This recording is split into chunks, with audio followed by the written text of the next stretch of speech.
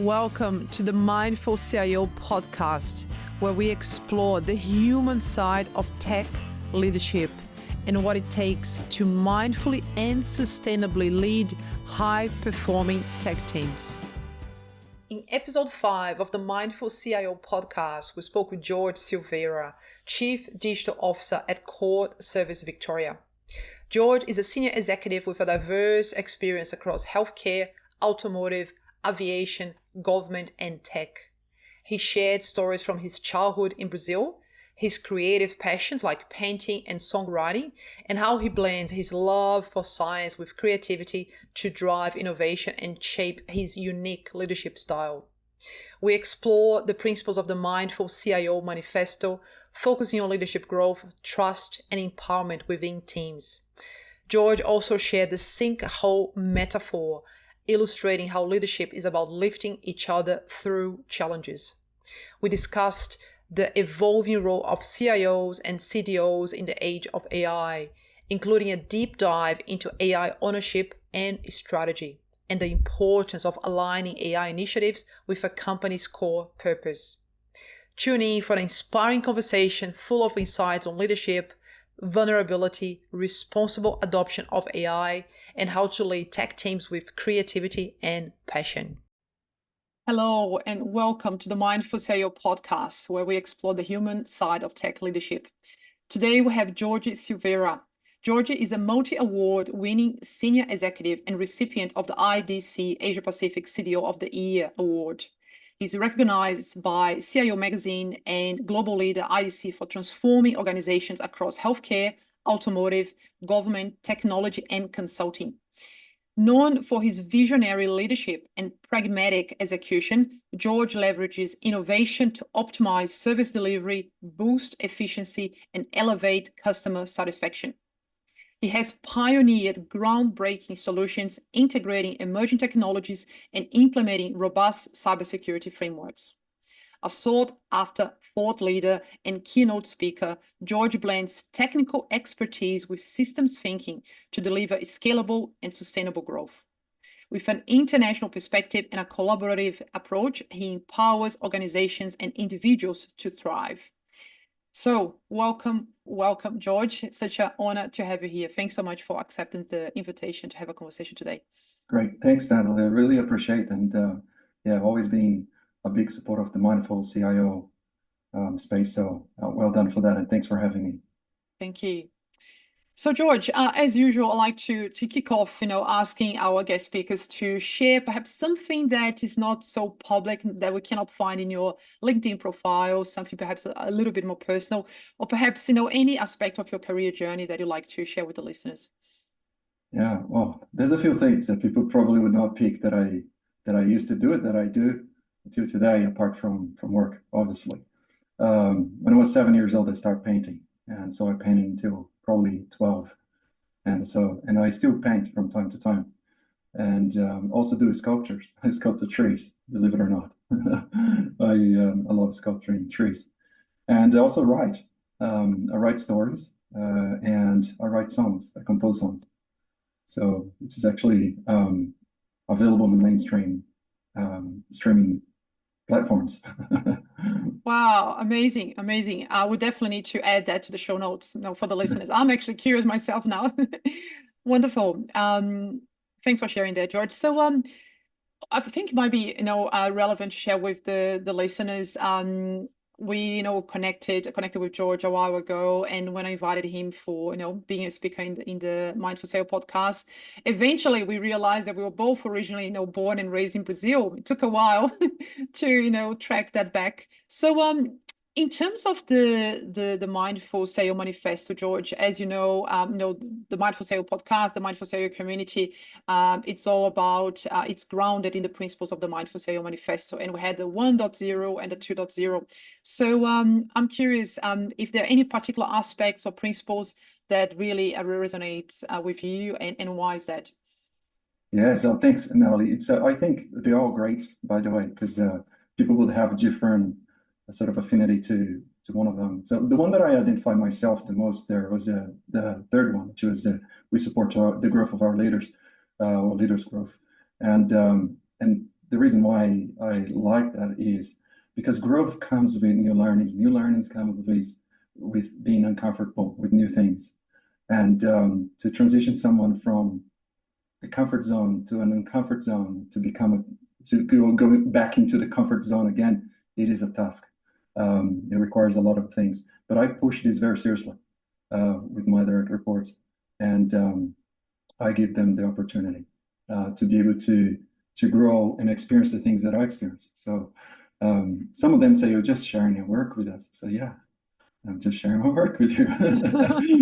And yes, you're going to go and talk to the board on my behalf today because I'm going to have dinner with my daughter. So, and they go, "Really?" Yes.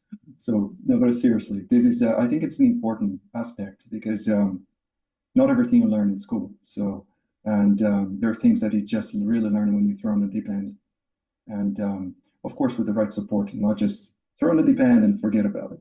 With the right support, and you learn a lot about people there, the strengths and the weaknesses, the opportunities for growth, and you learn about yourself too. Myself, every time I do that, what could I have done better to ensure that the successful pathway was identified earlier?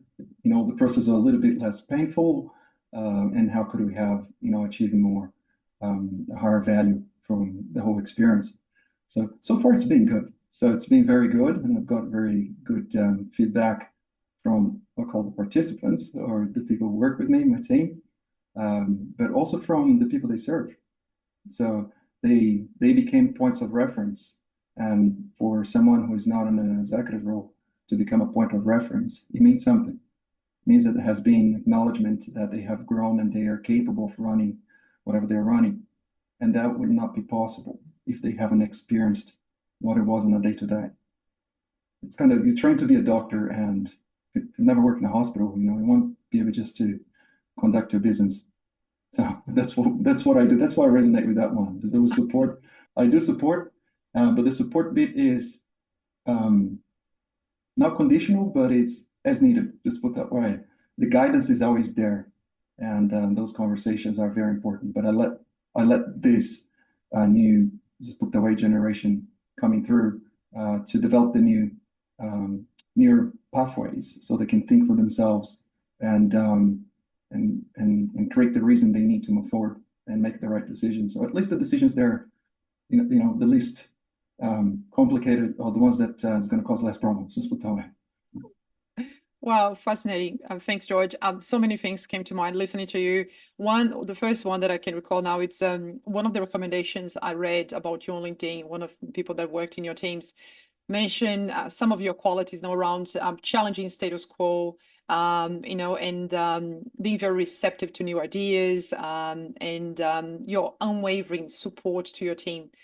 So I guess what I'm hearing there is that you definitely offer opportunities for growth. So, trusting, it is a big trust to say, hey, you're going to actually, join the board meeting instead of myself because I'm having dinner with my daughter. There is clearly trust, the empowerment of your team. But together with that, there is also the support and guidance. So I wonder how much of that approach that you use with your direct reports comes from your own, your own experience, back in the early days, and the approach that you had to take in, having to step up and, learn from being thrown in the deep end. I wonder how much is coming from your own experience in that sense.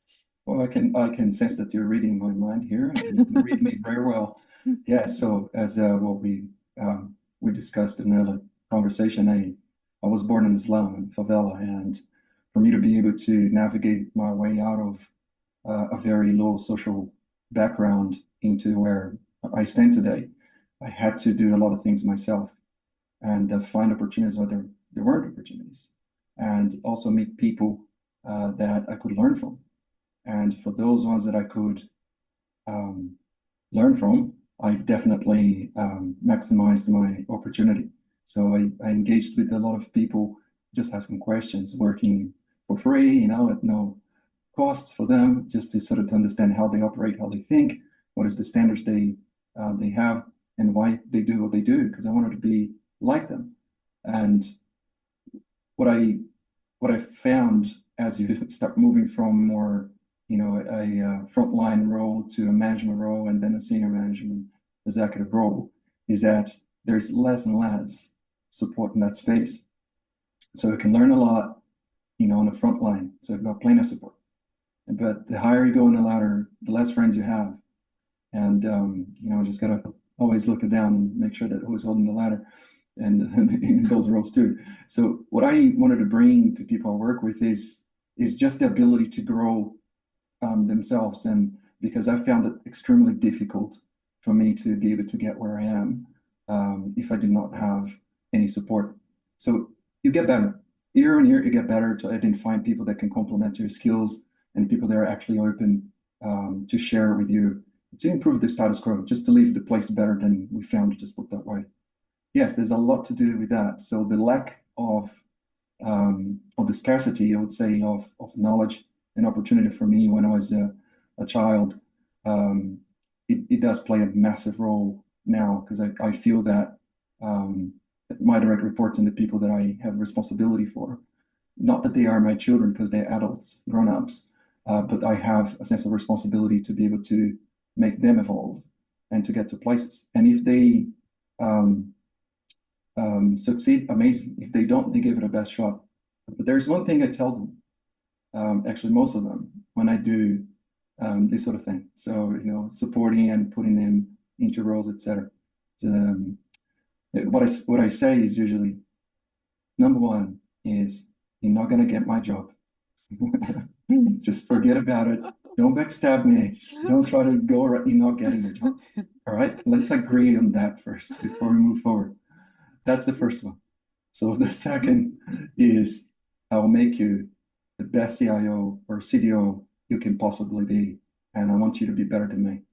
So that just screams trust and commitment. And I'll tell you, once people know exactly where we stand, we've got each other's back. So we've got each other's six, and it is a very good journey for all parties. I have several examples of these, Nathalie, if you need some. Okay, thank you. I think that's where your sense of humor that some of your direct reports were referring to, right? You're not going to get my job, not just yet. Yeah, well, I think that there's some additional things there too. So it's I used to take, I don't do this on new jobs because I need to take some time with policies and all that sort of stuff, right? So, but I used to take a selfie in the morning. I wake up really early and then send to my direct reports and say, a boost of motivation for you. So they used to reply. It was all redacted after that. So let's close the context. Oh, yes. And wow, so much again that you shared that I wanted to comment, if I may, George. Interesting, it's kind of full circle with the supporting the leaders' growth, because when I wrote the 1.0, the thinking behind that particular declaration was exactly what you mentioned. It can be, well, two things. It can be lonely at the top. The more you grow, the more senior you become. I think there is more expectation that you know it all. You don't need support. You don't need leadership development. You don't need coaching, etc. And also, I think in the tech space, there is a bit of a pattern of great individual contributors, people who are really great as a technician, if you like. They are promoted, but not necessarily providing, the people leadership training or support or coaching that is required. And as we know, being successful as a technician, as a programmer, as a coder, as a scrum master, whatever that is very different than being an effective, tech executive. So, and you had such a diverse, background in terms of the industries that you worked in. So in Brazil, you were with GM, General Motors. You were with giant, in the finance space, the Itaú Tech Bank. And here in Australia, you've been in healthcare, now in the justice space. So, and I wonder if that's coming from your artistic side, the creativity, the versatility, ability to thrive in those different spaces. But yeah. And just stop rambling. I don't know if you had any comments based on my rambling. Yeah, no, it's that's very very insightful from you talking about my background, because it is diverse. And was that intentional?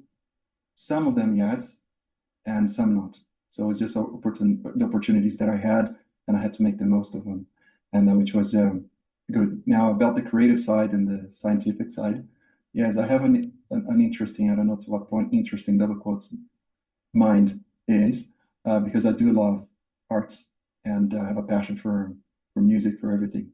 But also I'm absolutely fanatic for technology and science.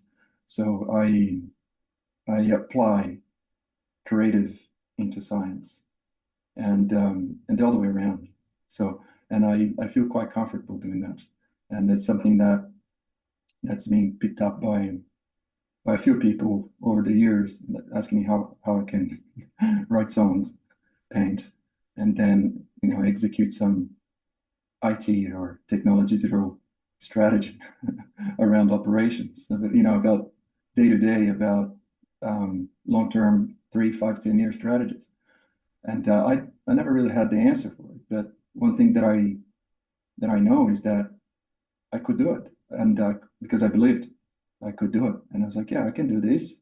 Well, I can see it. So if you can see it in your mind, you can hold it in your hand. So I was like, I think I can give it a good crack here, and usually works. It might not be perfect, but it works, and it's been taking me to places. But it's the thinking outside the box that it's important on that. And for you to be able to think outside the box, you do require a level of creativity. So 100%. yeah. Awesome. Thank you. Well, I think we could spend another 2 hours on that topic, but let's shift gears and let's talk a little bit about, self-care, George. So, you are in a very high pressure, high demand role for a number of years, your career, very high profile roles. And as with any CIO, really, even clients that I work with in a small organization, there's a lot of pressure, regardless of the industry, the size of the organization. I think 21st century, that's just the reality. So I'm curious, do you have any kind of regular routines or strategies, anything that you do to keep yourself in a good shape mentally, physically, emotionally, to keep up with the pressure? Oh yes, absolutely. We have to do it. It's the body and the mind. So, and the body and the mind will make you mindful, right? So it's a combination. So in terms of physical well-being, I usually go for a run early in the morning. When I mean early, it's early, like really, really early. It's, now it's summer, it's light, we've got daylight, but it's usually at nighttime. So, and not a crazy runner, but just to get the heartbeat up, which is good. I do that, but also for the mind, I love spending time with my daughter. So she's an absolutely genius. I love being tested by her, and just enjoy that family type relationship. I think it's the beauty of life. But as I mentioned as well, I do have these other things that I try to do outside of work, which is sculpturing or painting or writing, and that keeps my mind sort of a little bit more relaxed, listening to music, podcasts, just learning what other people are doing and try to understand the motives and the reasons why they do what they do. More on a human behavior analysis point, to be honest. Very curious about that. So that keeps me okay. Do I do that religiously every day, every week? No, no, I don't. However, I do most of the days. And I always aim to do that every day. And some days get caught up. Some days it's just pressures that you have to deal with. But if you have a good team, and you have a team that is capable of taking some of the load from you, things become easier. So that's why it's important to work with them, not just having them working for you. That working for relationship will never work. It will never really bring any meaningful results and balance to anyone's life. A team works best when you're working with them. And all my direct reports, I work with them. I have no second agenda.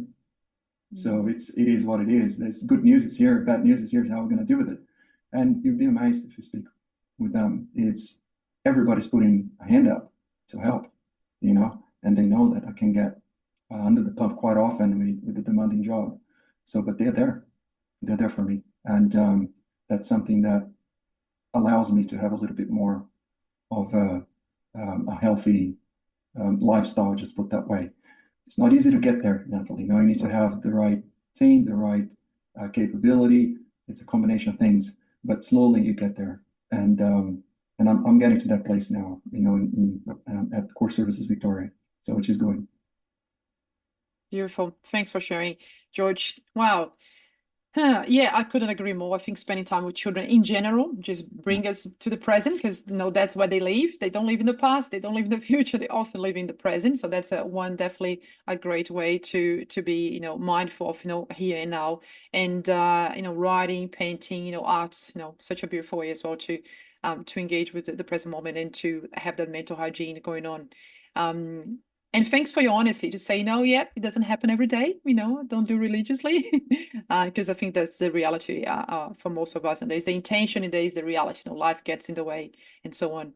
And I love your point around working with your team versus working, for, and the transparency there. I'm curious, there is one course that I run at AIM, the Australian Institute of Management, around leading with emotional intelligence. And one of the competencies we talk about how leadership in the 21st century, moving away from the command and control, leadership style that doesn't work anymore, obviously, in this day and age, to a leadership style where you build strong relationships with your direct reports. Can lead not just to a healthier culture in general, but can lead to people working with you making a discretionary effort, going above and beyond. And not that you are being emotionally intelligent leader to manipulate people and to get more out of them, but it is a nice byproduct. So yeah, it was just nice to hear from you that you have that almost like this partnership with your direct reports. So, being very transparent, and therefore you get the support that you need from them to have a little bit more balance in your lifestyle. Yeah, absolutely. Okay, so although it works, I would say 99.999% the theory of 5 nines. It's not for everyone.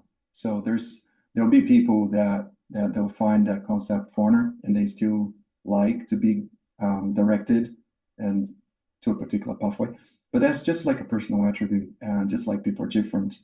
Some people excel in performing certain tasks under certain guidance, and some other people are more adventurous and they want to explore their own capability and growth, which is fine.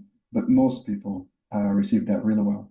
And I think being clear, honest with the team is number one, and having each other's back. So I usually provide an example to them. I have a PowerPoint deck that has a sinkhole in the middle, of a really big sinkhole, and ask them, what is this? And like, a sinkhole. So, well, yeah, it is a sinkhole. But now, why do you think I'm showing this to you? What's the context of a sinkhole to what we are doing here? Ultimately, is we are working together, same organization.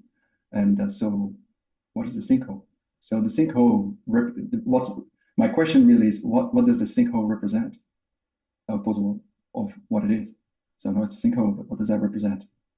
And take a few goals for people to recognize that the sinkhole is always there, anywhere you go, and that there'll be a time that you're gonna go in there.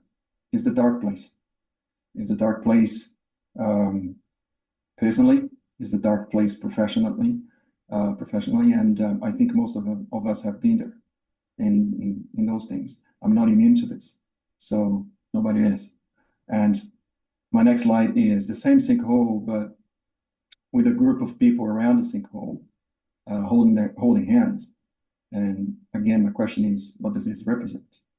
It's a bunch of people holding hands, happy. They're not singing the anthem or something, but what does that represent? So people start saying, this is to support.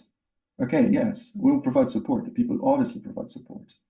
But what it really represents is, one day, as I mentioned before, one of us, all of us, will be in that sinkhole. And in that circle, you have two people holding your hand.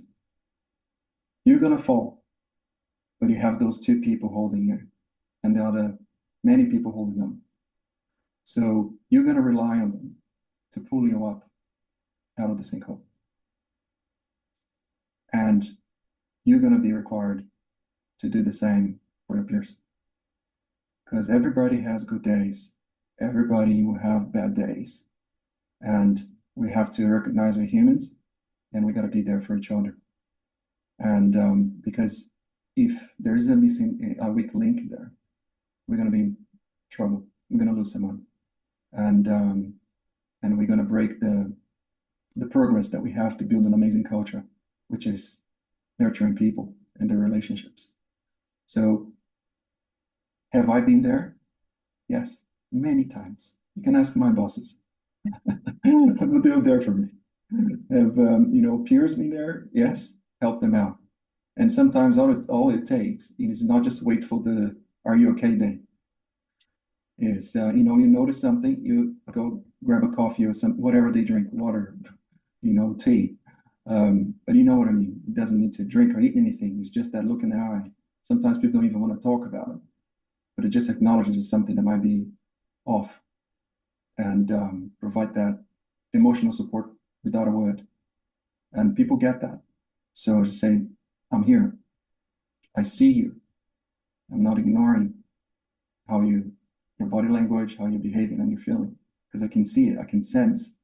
And this is important for a team to develop these, to understand how each other feel and what makes them tick, and when we need to be there for them. So supporting them is absolutely paramount. So have that sinkhole, which everybody has a sinkhole. So just make sure that you've got good people around you. Wow, what a remarkable metaphor, George. And I'm picturing actually now you going through the process with the people, and people staring at each other, and and then eventually getting the message, and even the vibe in the room, with those conversations. So wow. Yes, I'm lost for words. Many things came to mind listening to you. One was I'm wondering again, back to, because I'm curious, and in terms of inspiration, learning, how did you get to? Because for me, that's what I heard from you now. That's just a reflection of a really high level of maturity as a leader, and normalizing. I think that's a word that I had in my mind before. You are normalizing that, in some stage, we all will be there in that, sinking hole, and including yourself. So normalizing that could happen, and bringing empathy, preempting already, reinforcing that we are a team and we are here to support each other, but not just lip service, really meaning it. So I can't help to, I'm curious, how did you, reach that conclusion? I'm assuming there may be some experience or inspirational people you worked with, because where does it come from? Yes, it actually comes from, well, when I was a child, I did not have many friends, because, when you're poor, and especially in the environment that I grew up, you either with the bad people or you're alone. So it's a very lonely place to be. So the first thing that I learned is how to be vulnerable at the right time. Not vulnerable all the time, not just complaining about everything, but being vulnerable is a thing. And I can see that a lot of people just are afraid of being themselves, are afraid of showing vulnerability because it's going to cost them something, and that it will cost them. But that's what I tell them. It's going to cost. Exposing your vulnerability is going to cost you. But wait until you get the bill. If you don't expose your vulnerabilities, you're going to be at the same place you are today in 5-10 years. So there's nothing wrong. Everyone is vulnerable, and it's okay. So I decided to recognize that, and I make myself the most vulnerable person in a room in meetings too, because I have to make recommendations, suggestions, decisions, and then some people will challenge those. And but I went through a process in my head, what would be the best pathway forward, but I still get challenged. And the difference here is, if you learn how to be vulnerable, you learn how to listen. You learn how to listen to people. And I'll tell you, most of the time, there's something there that you don't know. You're going to learn from people. Sometimes it might be a misunderstanding or a word that you used that doesn't make sense, or could be better said. etc. But most of the time, you learn something from someone who is challenging you on a decision. So being vulnerable for me is a very important thing.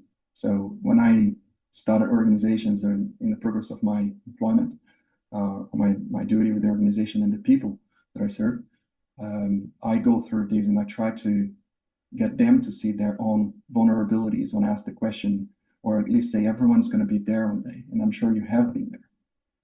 If you haven't, put your hand up. There are no hands up. So they know deep down that. And I want them to learn that vulnerability equals progress. Because if you don't recognize that, you can't progress. So having awareness of that for me was very important. That I'm just a human, I'm not a superhuman. A lot of people may think that I'm a superhuman, do this, and that, can do everything. Well, I could do a lot of things, but there's capacity to it. There's, capability gaps on everybody.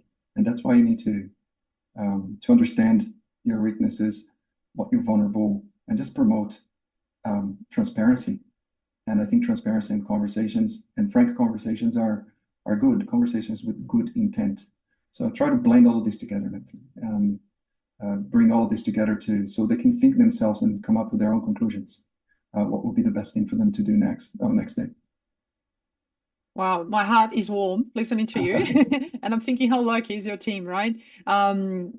Yeah, again, if you don't mind, maybe just I'm sharing thoughts that came to mind listening to you. The common humanity. That the fact that we all have these ups and downs. Bad days, and the courage. I think Brené Brown talks about that is it requires courage, right? To be vulnerable, you need to be brave, actually, because you're exposing yourself, and that's what you're inviting your team to do. To be brave enough to be vulnerable, which sounds like a bit of a paradox, and the research also shows that being vulnerable help people to connect, because you realize that we all have that common humanity, and you are obviously role modeling that, because if their leader is being vulnerable, it's safe for everyone else to be vulnerable as well. So you're setting that standard. So well done. Wow, George, that's wonderful. Lucky team you have.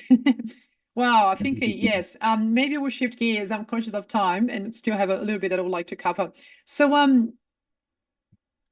I wanted to talk about AI and your experience with AI, augmented decisions in the healthcare space, and now with Court Service Victoria. But before we go there, because we're talking about such great standards of leadership, so just curious, do you have any role models, anyone that highly inspired you, or any public figures, or perhaps someone that you worked with that inspired you as a great leader?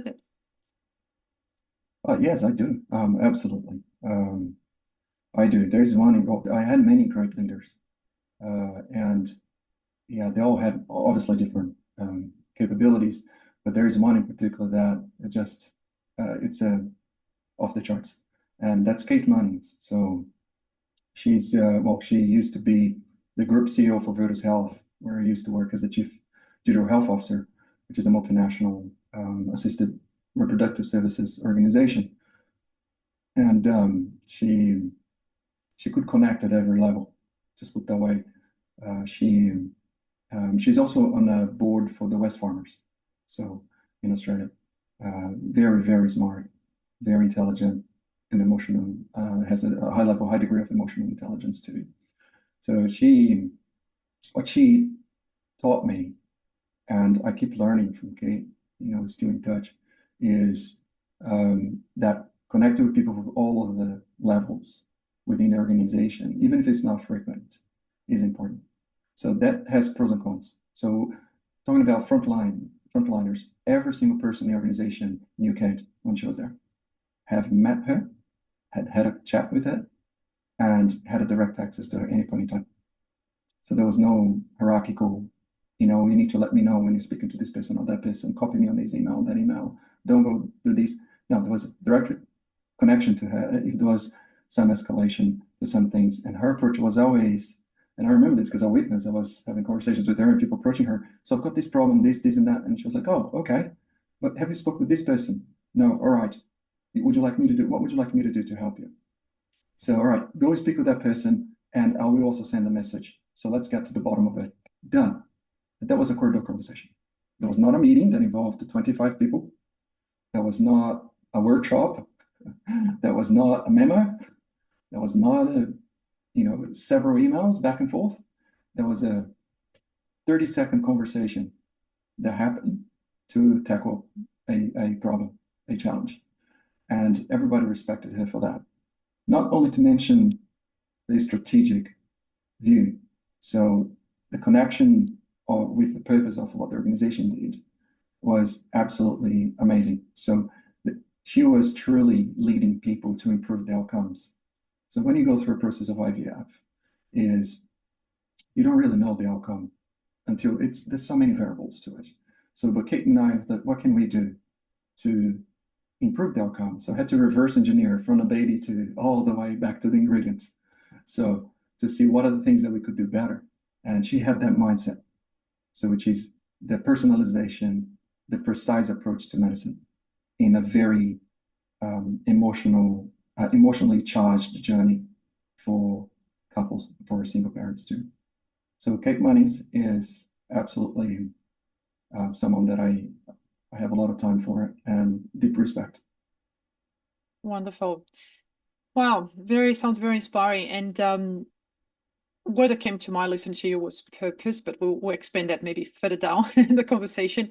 And I can hide that I'm delighted to hear that the role model that you are referring to, it's a woman.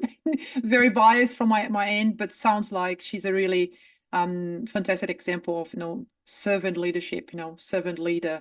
And I'm hearing qualities that I can see in you as well, George. And I wonder if that's why you admire her, because you can see a little bit of a mural, humility and ambition in a way, because there's element of being humble and approachable and relatable to the point that anyone can stop her, ask a question, and she will know exactly who she could introduce to, who people should speak with. But there's this also ambition around what she wants to achieve with the organization and outcomes, and I can see that in you as well. So yeah.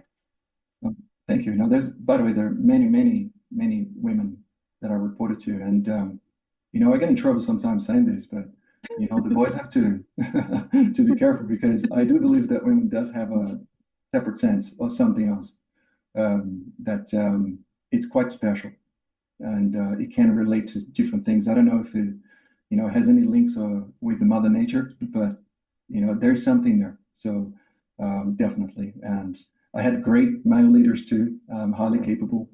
But for me, if I had to say the top three, they're all females because they had that ability to link not just the emotional, but the strategic, down-to-earth approach. Highly capable, highly educated, and they're all there by merit, which means they actually knew very well what they're doing, much better than many people, despite gender. Okay, so let's maybe flow and talk about purpose, if that's cool with you, because again, when I was doing my own work, reading about all the articles and podcasts you've been to, I got this vibe that you have worked in the healthcare space for such a long time, and now in justice with Courts Victoria. And I was wondering if this is somehow linked to your background growing up, and you're interested to work in that social service. Is also something that is in your LinkedIn. So is there a connection there for you, or no? Yeah. Yes.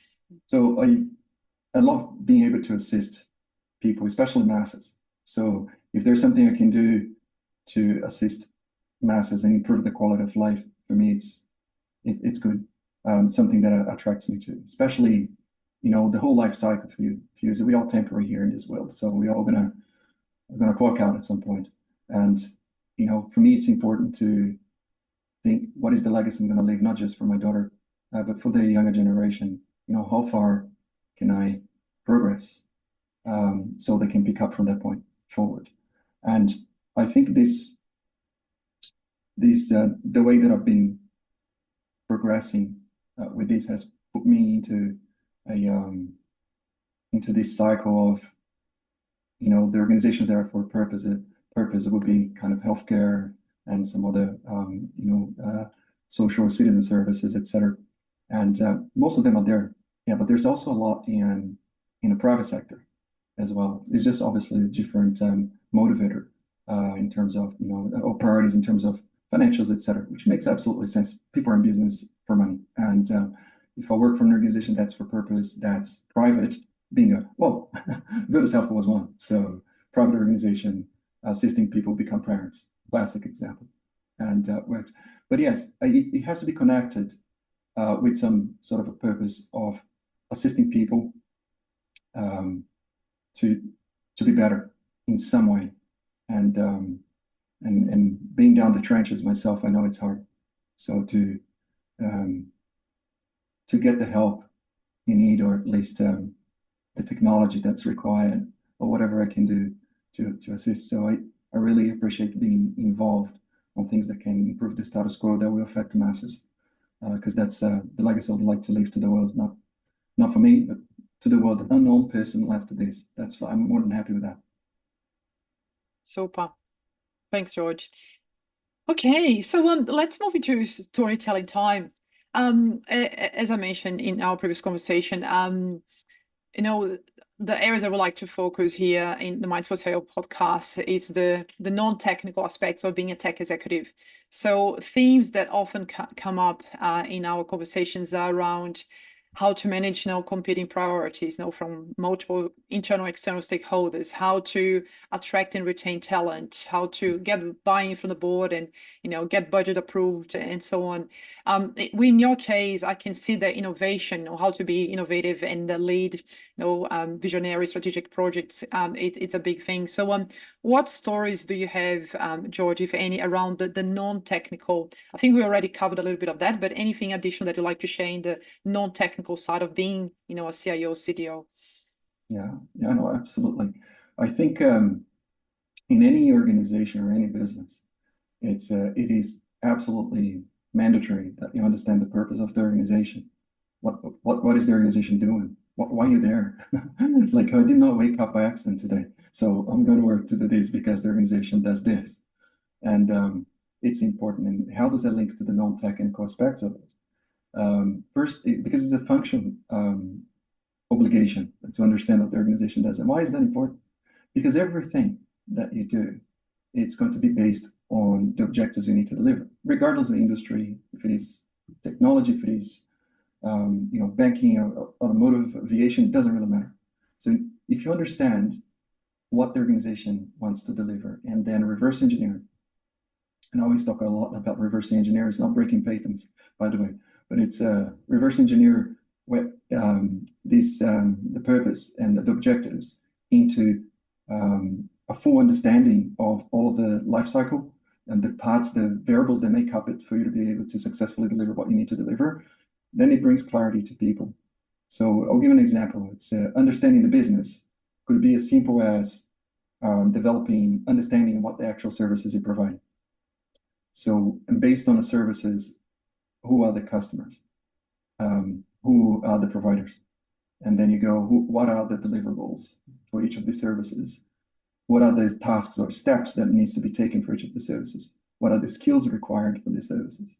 What is the proficiency required to execute the service at the level? What are the performance metrics?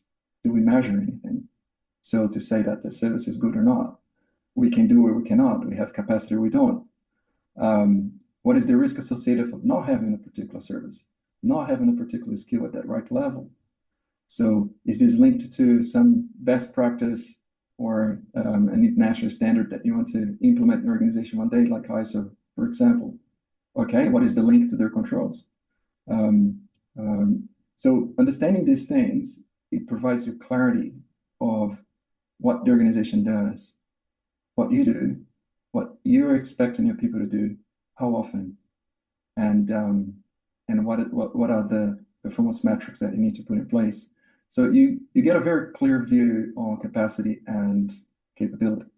So if you have a clear view of your capacity and capability for a period of 12 months, which is usually the budget life cycle for most organizations, then you can have the conversations that are factually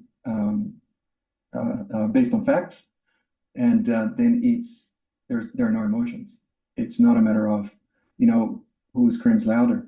It's like, okay, this is what we need to do, what we're going to deprioritize here, because that's our schedule here, that's our work plan, and we'll have to move this task 3 weeks later or a month later because we need to bring this other one in.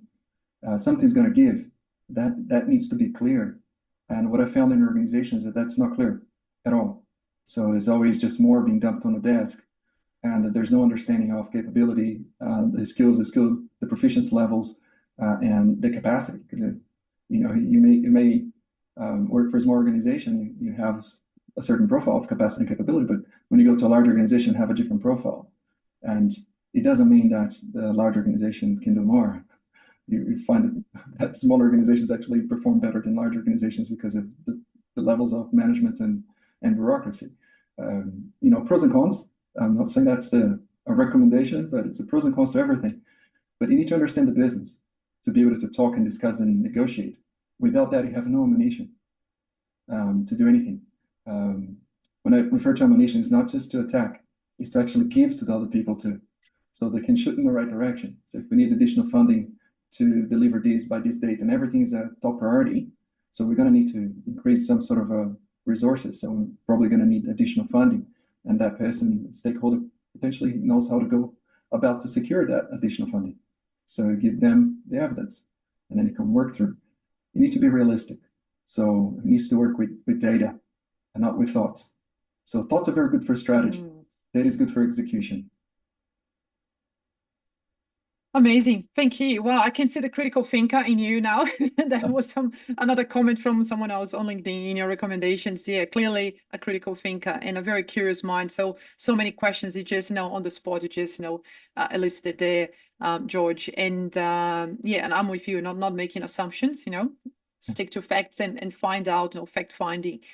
Wow. So learning, I don't want to paraphrase you because I'm not going to make justice, but something that came to mind listening to you was a client of mine who in his second role as a CIO, he actually suggested to be an intern, so part of his first or second month, he was rotating this small firm that he is working as an intern to learn about, the business. So I'm curious, in addition to, asking questions, we have 2 ears, 1 mouth. As you said, we tend to learn if we ask questions and if we listen. Any other tips or in your experience, how do you go about, learning about a new organization when you join, or any thoughts around that? Yeah, there's traditionally there are 2 methods to it, but there's a third one too. So which we'll talk about. The first method is applied usually for introverts. They will go look for documentation. You want to learn the organization by documentation, which is good to an extent. Organization charts and stuff helps. Then there's the extrovert that was just go and talk to people and understand, who reports to who, what's the structure. They might still read documentation, may not, but they're extroverts. And then there's the one that will do both, and will actually experience, and we'll read, and then we'll go out there in the field to learn that.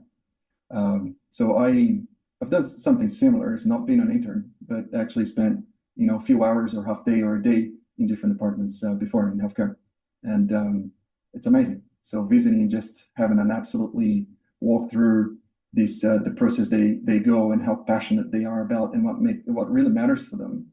It helped me to understand what I could do, not just to fulfill the objective and purpose of the organization, but automatically fulfill the objectives that they had in their segments, in their particular teams, that would contribute to the overall outcome and objectives. So that was very enlightening for me to see and learn from scientists, for example. I've never experienced someone actually doing an ICSI. ICSI is a process where you inject a biological atom into another, so to create life.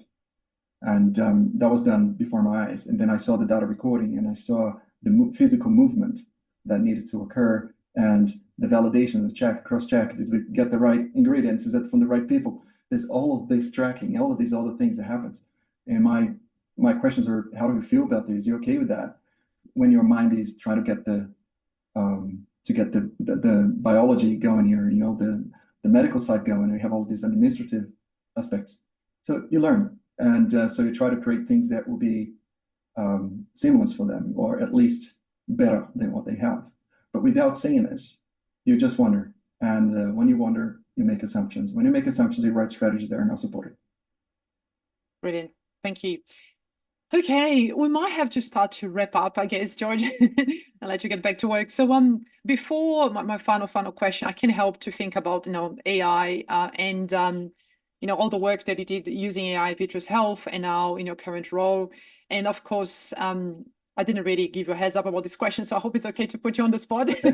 I'm a big believer.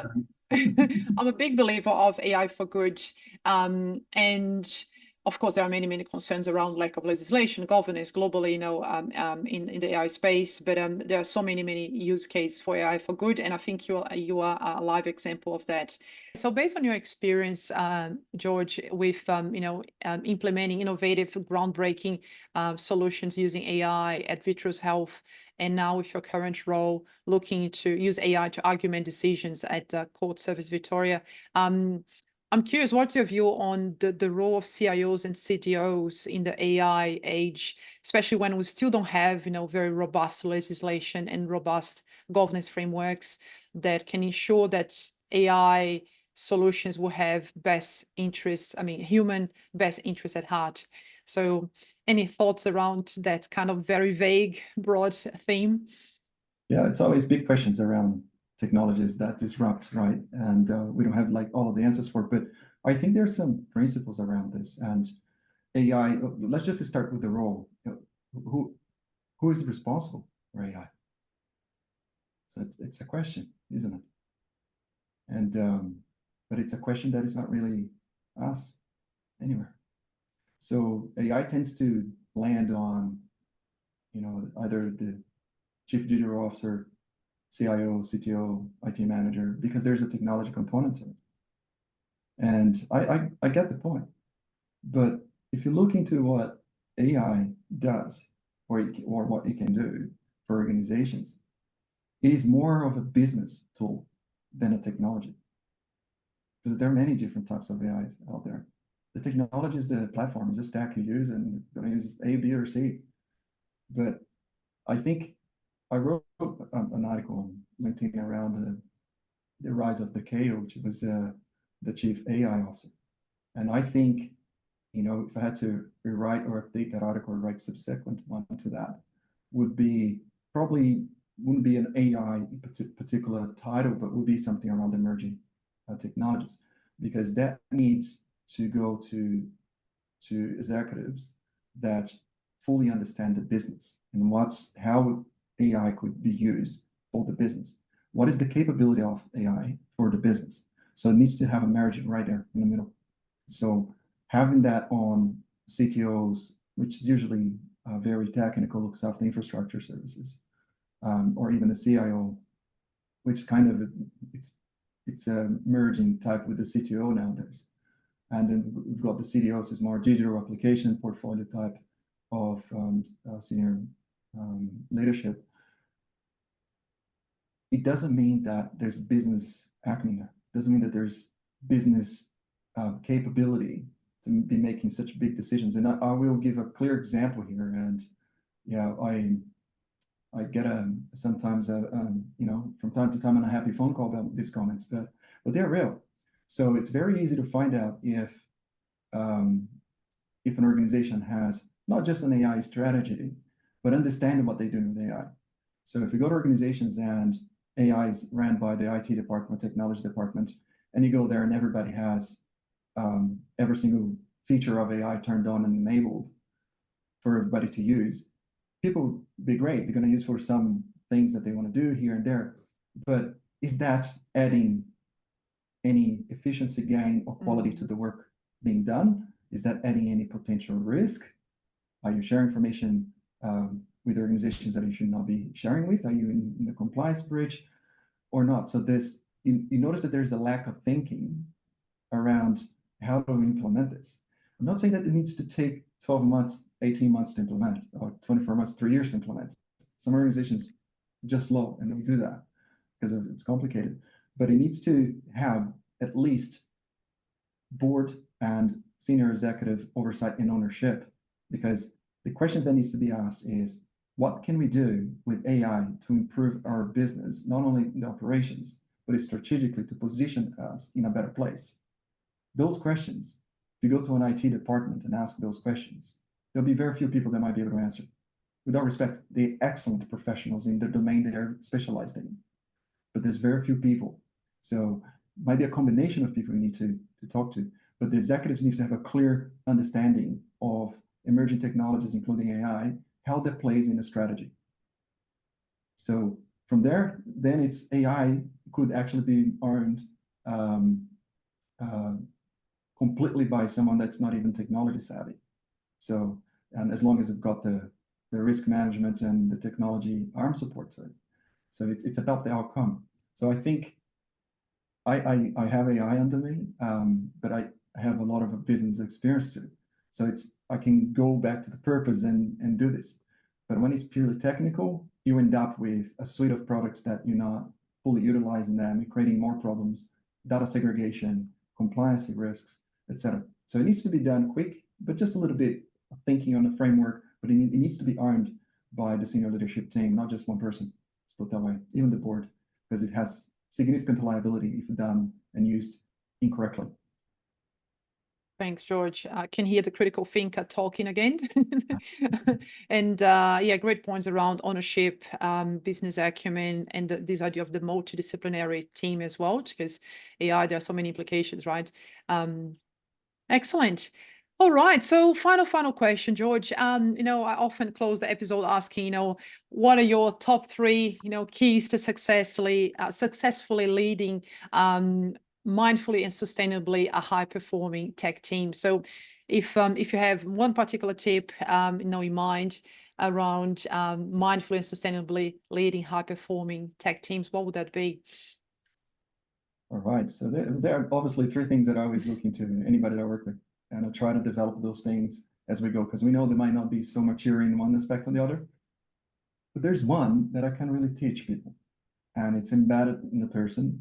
And it may be mature, may not be mature at that point in time, this particular thing I'm going to talk about.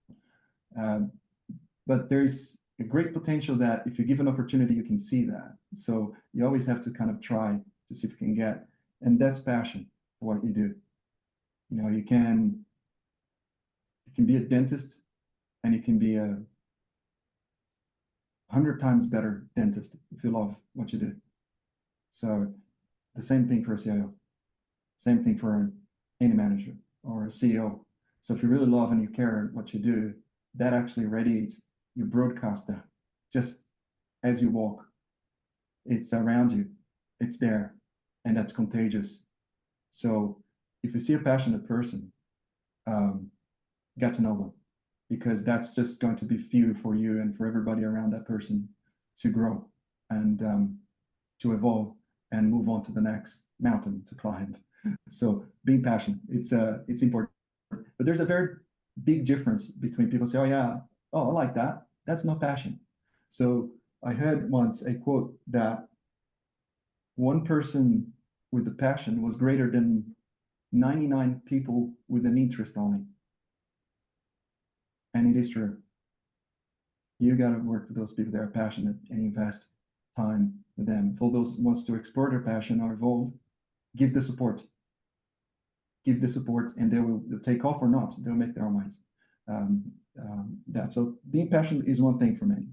That is very important. So I noticed that straight away when people, when I'm talking to them, especially if they look into your eye, if they ask you questions that you're not afraid of asking questions.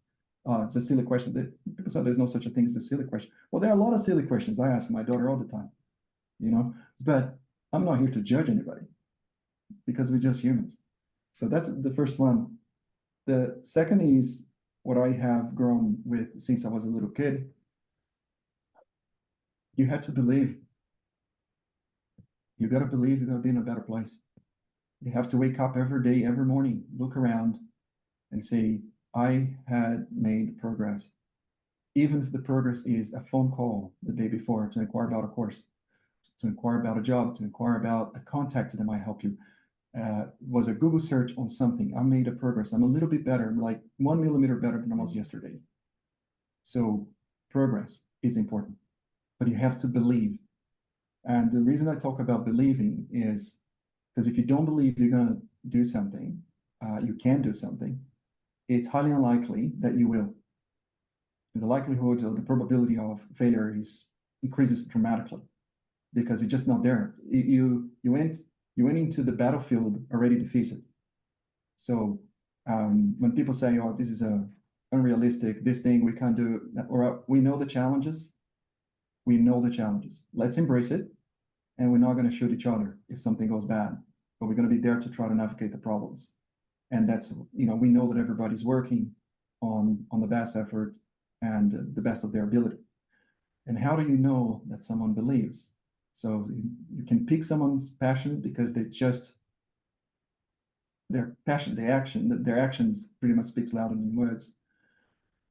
Someone who believes is that they're there and they're going to go, okay, I'll be here. I'll help you out. I don't know what tomorrow looks like, but I'm here until tomorrow. We'll find out. The third element to this is you've got the passionate person, you've got the person who believes, and then you have the person who behaves like they believe. Because if you behave differently to what you think you believe, then you need to go back to your belief system because you don't really believe. So if you believe in something, you will always behave. That's why people say action speaks louder than words, speaks volumes, or however, people say. But you have to go back and really do that. And that's not a bad exercise. And I find myself doing that often. I think of something good. I say, no, I really like this, but I don't really. So, and the proof of that is, what have I done to deliver on that particular thing that I thought I believed? And sometimes it'll be very little or nothing. So then it's okay to reevaluate yourself. Maybe you like that, but it's not something you truly believe at that point in time of your life. So it's something you're going to revisit in a few years or months or weeks or days, whatever. But you got to be passionate to what you do, because you got to be the best out there in what you do. You got to aim to be. You have to be the strongest person in the room, in your field. You need to know 10, 20 times more than what you present in conferences. So you need to be comfortable there. So you got to be passionate about it. And you got to believe you can make a difference, because we can. So you got to find those people who believe as well. And you behave every day, including having good discipline. You know that there will be days you're going to go to the sinkhole, but if you've got those hands holding you, you're going to come back and you're not going to lose your belief. So it's important to maintain that, and always do a call self-assurance check to see if you're still believing on the same things, and have your support network with you, because we all, at the end of the day, we breathe air, and we should really realize that the permanency is not something that is attributed to humans. So we have a short period of time here, and we've got to make a difference. For us to make a difference, you got to be passionate, you got to believe, you got to behave, you got to deliver. Wow, wise words, George. I felt like I should just close with those wise words, but I can't help if I may comment. I love your first point on the contagious passion. And it just came to mind that that's actually backed by neuroscience, right? The concept of mirror neurons in how we feel is actually contagious. So having a leader who is truly passionate and motivated, as you clearly are, it does flow into your team, so everyone end up being, if they like it or not, impacted by that, which is amazing. And your strong belief system, these, you mentioned before that if you can see, the artist in you, if I can say, if you can see, you can touch. So sounds like this is, the power of the mind is quite strong for you, and that idea of becoming, 1% better, taking action, making progress every day. And finally, the alignment between actions and words actually reminded me of, there's a quote from Gandhi that it says that, if your thoughts align with your beliefs and your actions, something around those lines, that means happiness, actually, because fulfillment comes from having that alignment. So, yeah, amazing. Well, it's been an absolute pleasure, George. Thank you so much for your time, for your energy, for your openness and transparency in this conversation. I feel like we could go much longer, but this has been the longest episode ever. So we better wrap up. So, but thanks so much again. Yeah, wishing you all the very best for your role, and look forward to reconnecting sometime soon. Thank you very much, Nathalie, and yes, keep up the great work and promoting all aspects of leadership, because it's not a one thing on itself. There are many parts to this, and the human is absolutely the most important part of it, because without the humans we can't run it. People say that AI will run it. Well, we can talk about this in the next episode if you want. Fantastic. Thanks a lot, George. Bye for now.